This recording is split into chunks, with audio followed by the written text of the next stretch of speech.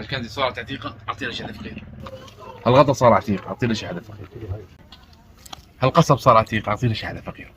أبو الخل الأكل اللي فضل ورانا بس والله حطوه بكيس وأعطيه لحدا فقير. البان صار عتيق، أعطينا شيء فقير. يا رجل ايش عم بيصير معك؟ معلم، منا الفقراء بيستفيدوا منا نكسب أجر، أحسن ما كب الأغراض. ايش الفقير حاوي زبالة؟ ما بتعرف انه الله قال لن تنالوا البر حتى تنفقوا مما تحبون؟ يعني ما راح توصل للدرجات العليا في الجنة الا لتنفق من الشيء اللي بتحبه. آثر عن نفسك وانفق من الشيء اللي بتحبه. معلم، يعني عندك كنزة غالي عليك وبتلتبس مو بتنكب، أعطيها لواحد فقير.